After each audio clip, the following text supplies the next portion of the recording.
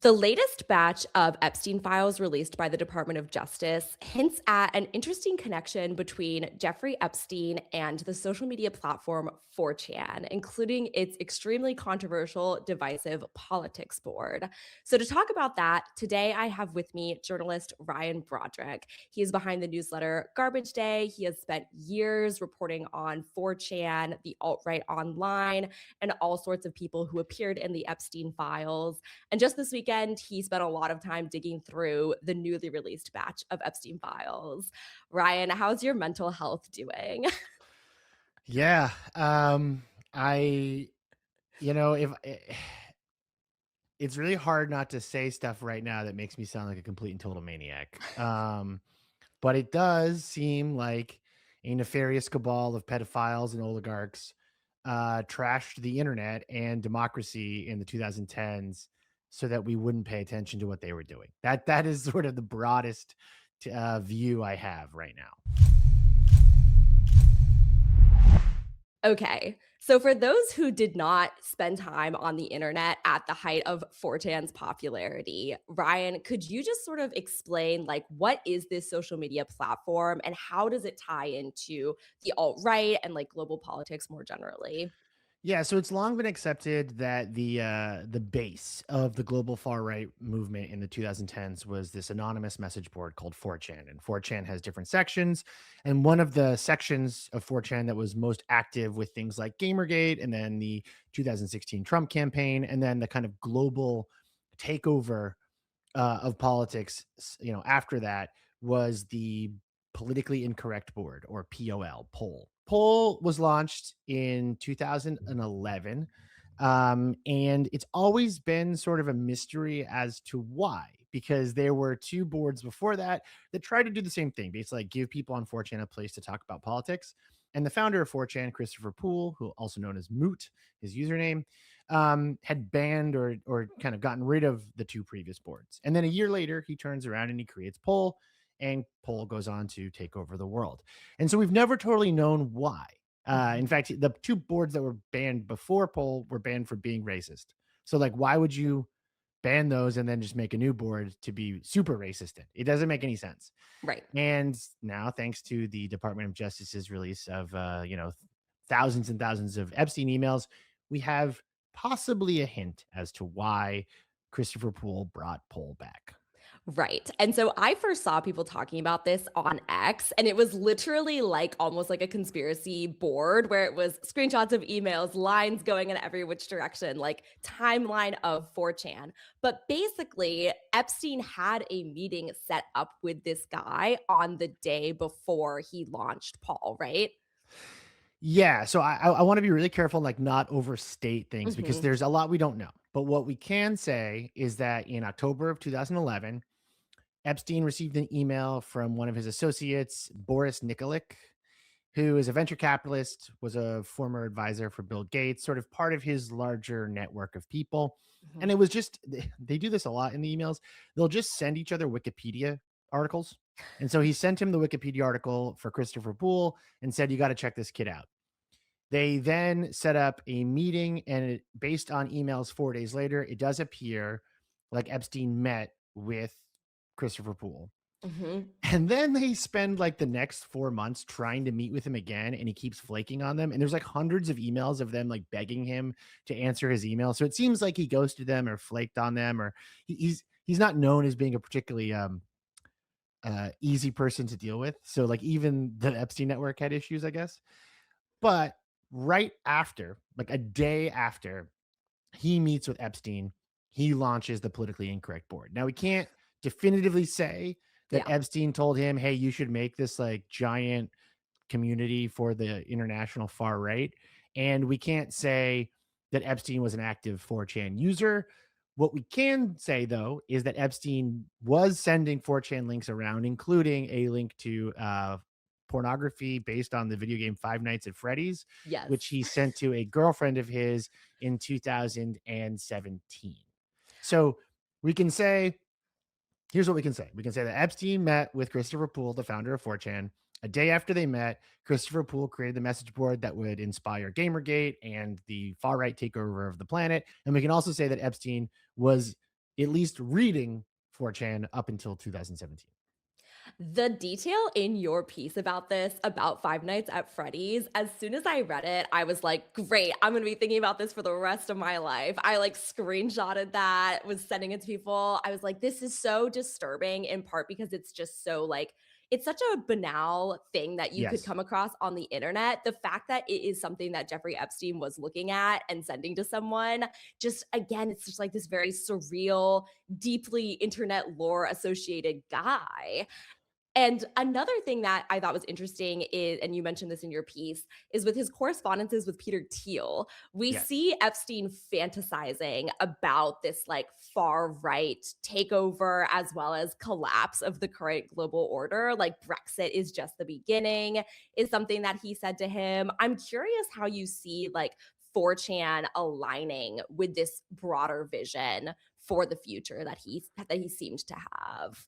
So I think the really important piece here is that like Epstein was very interested in video games, and he was very interested in video games for a couple of reasons. One, he was interested in like in-game purchases and the ability to trade video game assets. I sort of see this as a precursor to his interest in Bitcoin for the same reason. Also, I think I've read the argument and I sort of buy it that like him making an account on World of Warcraft in 2010 was probably like a really easy way to communicate with people, Mm.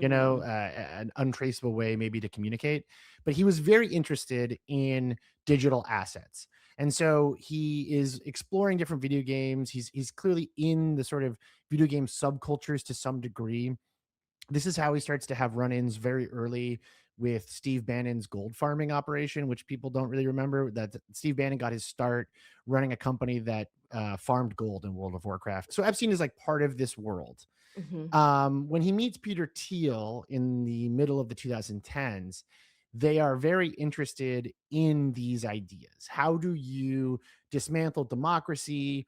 How do you influence politicians with untraceable, forms of finance? And I could see 4chan being very valuable to him.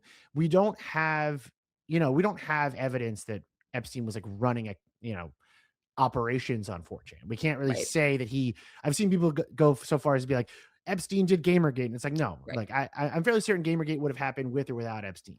Mhm. But there was interest in that world in using these online spaces to manipulate discourse. And so, very interestingly, I think this is one of the most interesting pieces, in the Epstein email cache is that so the New York Times writes about the Harvey Weinstein allegations. And so the next day, his longtime accountant, Richard Kahn, sends Epstein a Wired article about Steve Bannon's beginnings on World of Warcraft as a gold farmer. So you can very clearly see the dots connecting here of like, oh, this guy is sort of interested in the same stuff you're interested in. You two should talk about the Me Too movement, which at the time they're calling the Time's Up movement. So Mhm. it's all kind of related to like how do you control online discourse and how do you send money over the internet without anybody knowing? It makes a lot of sense, and it's like, at the end of the day, obviously, their ideological interests, their self-preservation interests, in Epstein's case, obviously, they align with the backlash to the Me Too movement and fomenting that backlash. And I remember, like, Steve Bannon at the time when Trump was first elected, was already really concerned about this because he viewed backlash through Me Too as like a genuine threat to the patriarchal world order. And he was super open about that with reporters, like in his writing and his speaking. So it's no surprise that these guys would be like sharing in this sort of idea of despair. Like, what are we going to do if women start making these credible allegations against powerful figures and people start taking them seriously? And that aligns very clearly with those reactionary backlash movements against Me Too. Yeah, there's a really fascinating thread of emails in February 2018 between Bannon and Epstein. I want to read them because I think it's kind of it's possible it's as close as we're going to get to like a kind of a smoking gun here. Hmm. So Epstein writes to Bannon, coin issues, receive coins. I should say Epstein writes like a maniac and it's just full of Right. typos and insane, but he writes coin issues, receive coins, distribute coins, pay in coins, coin cooperative, prohibitions, Foreign donor question mark. I need to understand the flow of funds, donor to campaigns. Does it have to go through the campaign first? Does it have to go there at all? Bannon replies, should it have a Christian component? If you form a church, maybe you can tell Robert Mueller, that you have a confession privilege. Wow. And then Bannon replies, populist nationalists first, conservative Christians, reverse Alabama. This coalition staves off the time's up for the next decade plus. And then they continue sort of talking about this idea of, okay, we can build a far right coalition, we can fund them with cryptocurrency, and they can fight the Time's Up movement. And what's really interesting is there's like a million stories in these emails, but one of the more interesting ones for me was watching Epstein's mind change about cryptocurrency. Mm. He would tell people often, like, don't invest in it. I don't really think about it. He has this insane line that he thinks it's inherently trans because Mhm. it he says that it's both property and currency at the same time and is as confusing as trans people are. He's like very transphobic. And Yeah. so he doesn't really know what to do with it. But then in the middle of the 2010s, he slowly starts to realize that he can use it to back channel money to, in particular, far right politicians across Europe. And so once Bannon gets on his team, they just go to work and they're talking to the ADF. They're talking to the AFD in Germany, the Front National in France, Orban in Hungary, like every far right politician you can imagine. There's stuff you know in here about Bolsonaro in Brazil. Like they are very active with this idea and is very much based on crushing the Me Too movement. Fascinating. And I want to kind of get to the legacy of what they're doing at this point in 2018. But before that, we had Gamergate. And I want to ask you to like describe Gamergate to people who have no idea what it is. Oh, I am so jealous of anyone who doesn't know what it is. So Gamergate starts in 2014, in the spring of 2014, when a man shares a blog post about his ex girlfriend, Zoe Quinn. And he basically makes a bunch of allegations that Zoe Quinn was trading sexual favors with video game journalists for positive coverage of her video game depression quest. That's sort of the simplest version of what happened here. That blog post gets shared on 4chan, and it's kind of kicking around 4chan and gamer circles and not really getting a lot of attention. At this point, Steve Bannon has become the editor-in-chief of Breitbart News, and he hires Milo Yiannopoulos to be his video game correspondent, his sort of first attempt at a tech writer. And Milo was very smart Mhm. in taking things he was seeing on 4chan and Reddit and putting them in articles, which at the time was a very easy way to get Facebook traffic. Facebook was really emphasizing the Facebook article. This is like peak Upworthy Curiosity Gap days. And so Breitbart hijacks that. And so what they do is they're taking the most deranged stuff you're seeing on the corner of the internet that you would, forget about in a couple of days, and they're packaging it into what looks like real news articles, and they're going viral on Facebook. And so this supercharges Gamergate, and it becomes the earliest conspiratorial framework for the larger far right movement. So without Gamergate, you don't get Pizzagate. Without Pizzagate, you don't get QAnon. You don't get the Trump campaign probably being able to sort of talk about Hillary Clinton's emails. There's a lot of different um, right wing and far right parties trying to manipulate online discourse. And we know that Epstein was interested in this stuff. So basically, Epstein was aware of Gamergate, but he wasn't aware of Gamergate until 2018, when it Gotcha. starts to like bubble up to sort. I think by 2018, people are sort of saying like, "Oh, Gamergate was important. We should have treated this with more, journalistic heft." And so, but he was not, from what we can see, he was not directly part of it.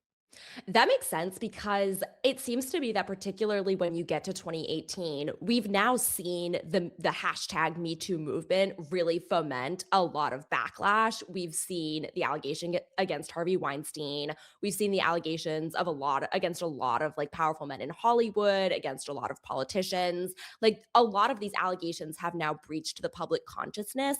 And I think at this point in time, a lot of these powerful men who oppose the Me Too movement often for self-preservation reasons, are trying to come up with ways to best combat these allegations. And what we saw happen through these like online channels, also like at the political level over the following years is like, how do we create backlashes that blame the women, isolate and target the accusers, label them as sort of the bad guys?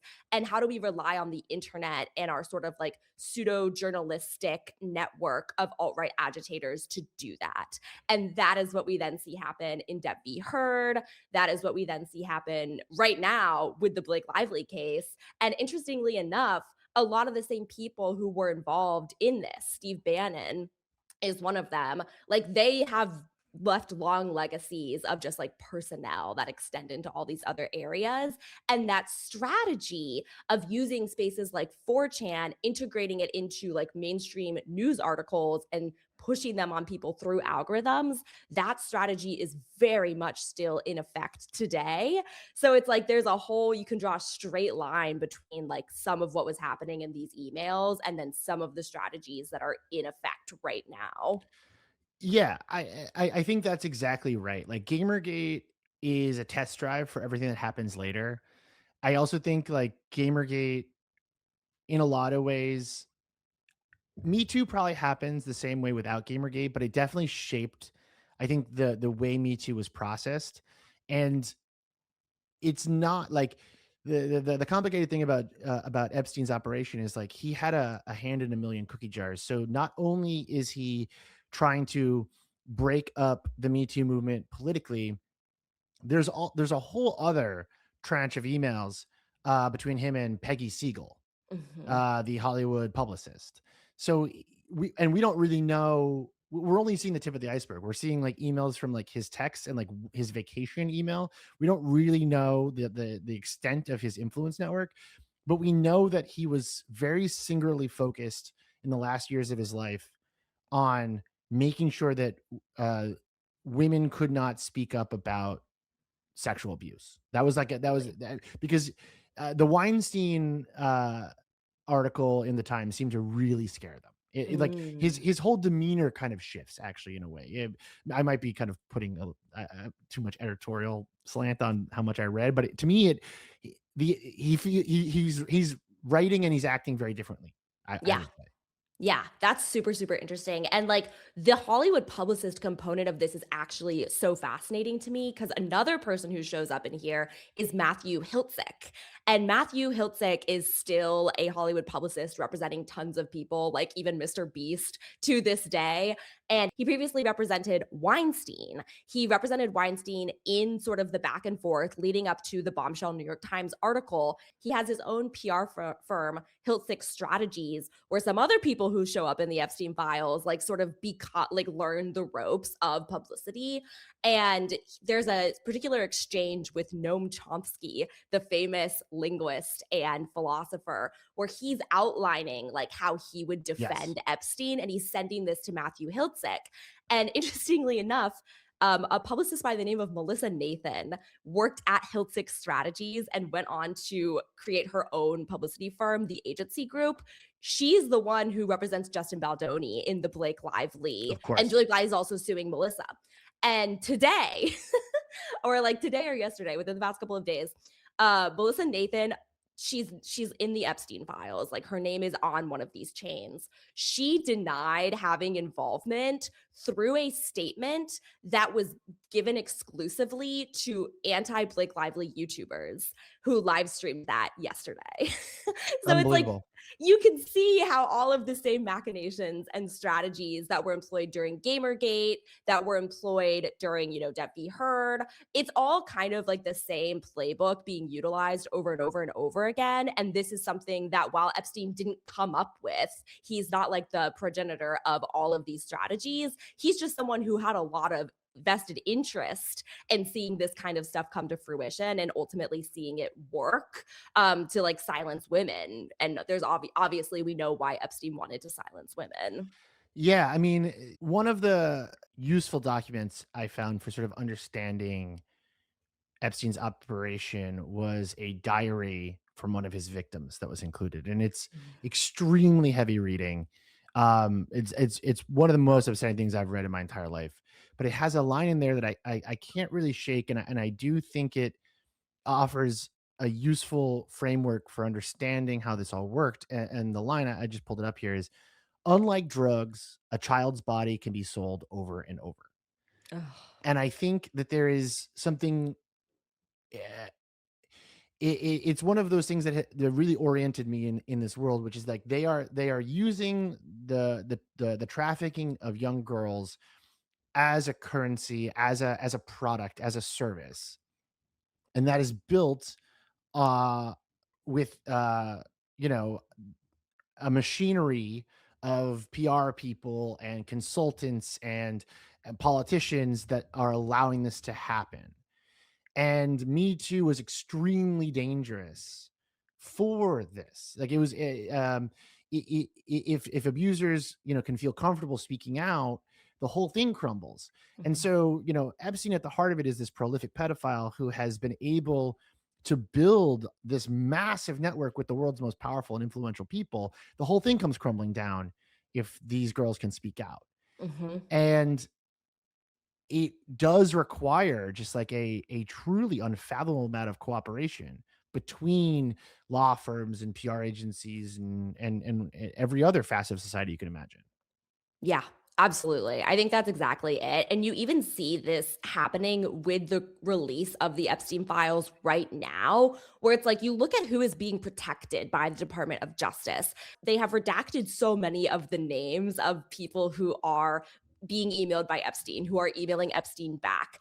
But they disclose so many of the victims' names to the point where lawyers for some of these victims have like begged the DOJ to shut down the website, retract a ton of the documents because they're exposing not just their names, but also addresses, bank account information, all of these details that put them in very real danger.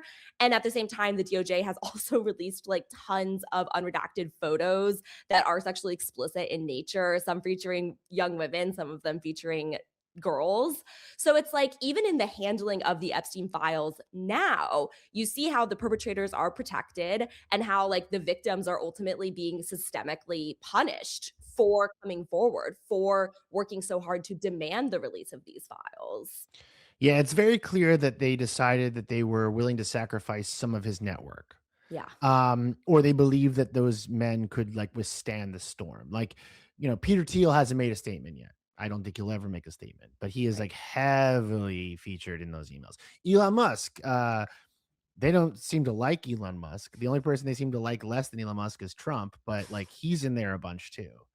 And so they are, yeah, I've also read the theory, and I'd be curious like what you think about this, that the way that they're releasing these files is in a way like a kind of a galaxy brained way of discrediting the survivors as well, by sort of like overloading the internet with all of this stuff. I'm not totally sure about that. I mean, I think it has had that effect, but Mhm. I don't know. Maybe I should just start assuming conspiracies all over the place at this point. I don't know. My guess is that it's not intentional necessarily. It does remind me of Steve Bannon's famous flood the zone Yeah. strategy of just like overwhelm people with so much negative information that none of it can be like singularly focused on or taken care of. And you do see that happening with the Epstein files, with like this gradual release of these massive dumps of information. That is kind of happening, but I don't think that they're necessarily smart enough for that to have been No. the plan. It's just like, oh, conveniently it works out for them that way. The last thing I wanted to ask you, Ryan, before I let you go, is in terms of looking at what comes next. I've seen a lot of chatter of like, oh, now people who were on 4chan can finally recognize that they were bamboozled this whole time, or like all of these QAnon people have been useful idiots essentially, for the very like pedophile sex traffickers who they, wanted to expose.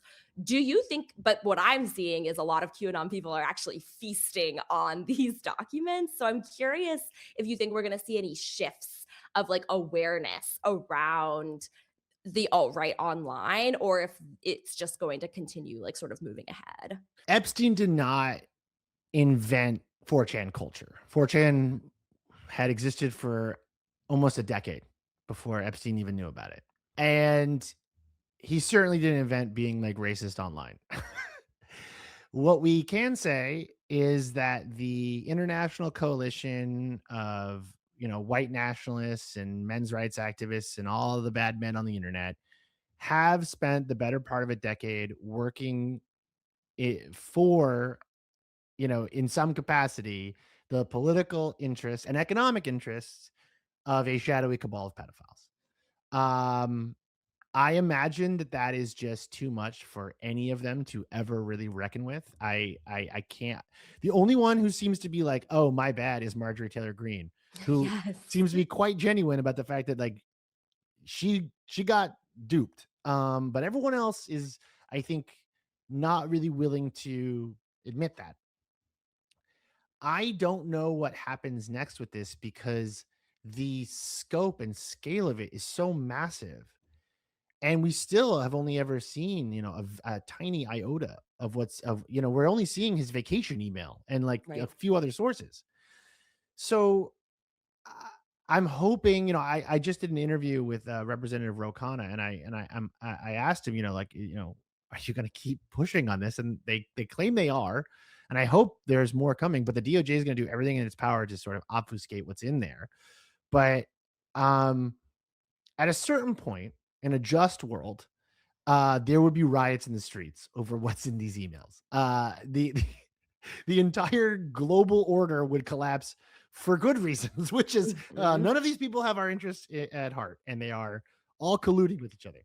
And I'm trying not to sound like a maniac when I talk about this stuff, but it is really, it's really mind blowing what's in there and what's already been released. And so you have to imagine that what hasn't been released is like even more damning. And so if we ever see it, I don't know, like I don't know what that does to the global order. I really don't. Yeah. Yeah. Well, thank you for doing the work to dig through these documents, Ryan, and thanks for joining us today. Thanks for having me.